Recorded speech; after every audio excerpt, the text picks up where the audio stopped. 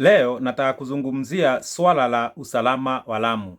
Usalama wa Lamu ni kitu ambayo ni muhimu, na kwa roho yangu kukosa usalama wa Lamu unanitesa, kwa sababu mimi am a resident of Lamu and I am affected directly, and so many situations in regard to security in Lamu have affected people so bad. Lamu people are psychologically affected by the insecurity in Lamu County.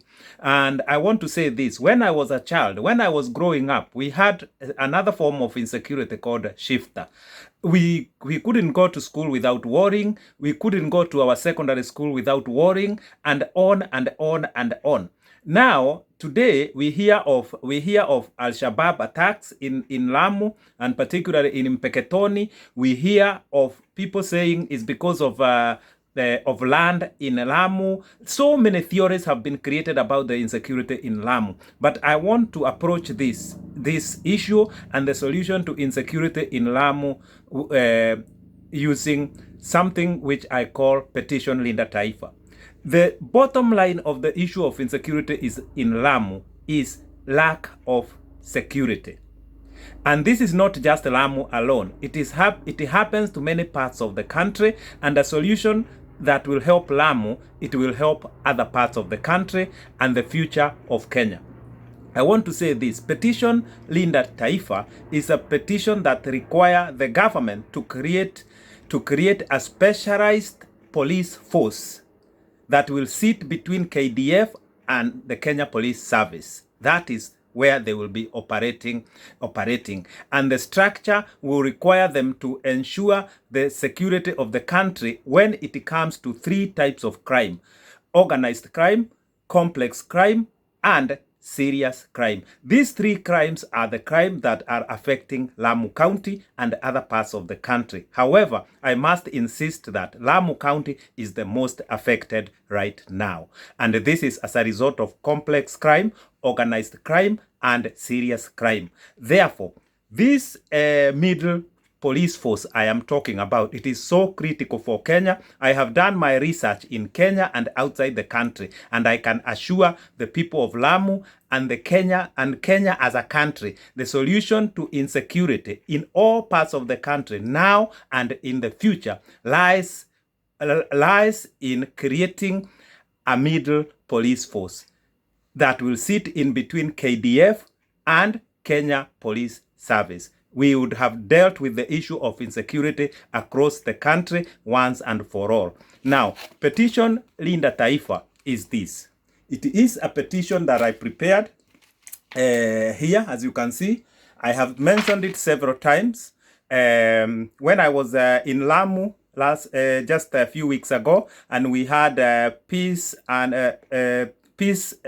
show or peace event in Mpeketoni, I mentioned about it, and a number of people in Lamu already know about Petition Linda Taifa. However, this petition need to be taken to Parliament by any of the elected leaders in Lamu. Now, people might ask, why am I not reaching out to those national elected leaders? I want to say this. Any elected national leader from Lamu who want to contest and say that I have not approached them, let them comment on this video and say that I have not done my best to reach out to them and they have failed to reply. This makes me want to say something else. Elected leaders in Lamu, let us stop talking in funerals, creating wars between different leaders. Let us come with a permanent solution to solve the issues of Lamu and other parts of Kenya. And that's why I am saying the petition that I have called Petition Linda Taifa will address all these issues. They have been going on for so long. Insecurity in Lamu has been a big issue for far too long. And let me say this. We can say it is about land. We can say it is about Al-Shabaab. We can say it is about Kenya, KDF being in Somalia. But me, I want to take a different approach to this, to the answer to Lamu problems. Once this middle police force has been created, we will be able to know what is eating Lamu, what has been eating Lamu and other parts of the country. Because the modern life we are in, the modern Kenya that we are in, is not the Kenya that we were before. Life is changing, and many other countries have had issues like the ones we have in Kenya. Not necessarily about Al-Shabaab and terrorism.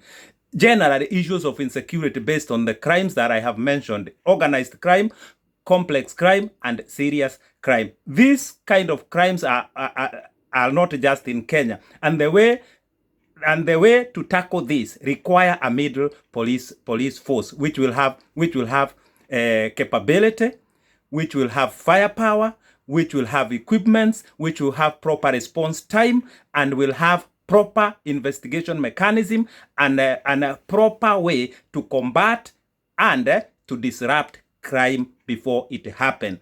It is not okay that crime happen and then as a nation we become reactive. We need to find a way to combat, not only to combat crime, but also to disrupt. That means information and investigation information that comes out before something happens should be able to protect or to disrupt a crime to happen and to keep people safe. Kenya is growing. The economy is growing.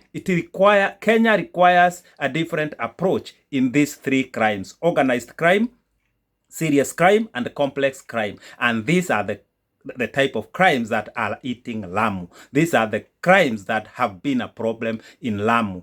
And even if Lamu is sorted, they will happen to many other parts of the country. That is why I'm saying we need a holistic and a national approach to these three crimes: organized crime, complex crime, and serious crime. And the bill that I have here that need to be taken to Parliament in form of a petition will sort all these problems in the country now and in the future.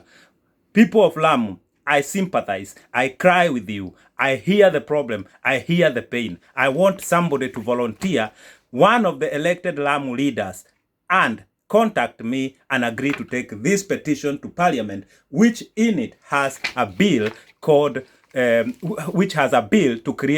create a solution to the problems that are eating Lamu and other parts of the country. The petition is called Petition Linda Taifa, and it is a crucial and an important petition in matters that are affecting security in Lamu. I leave you in peace. I'm gone.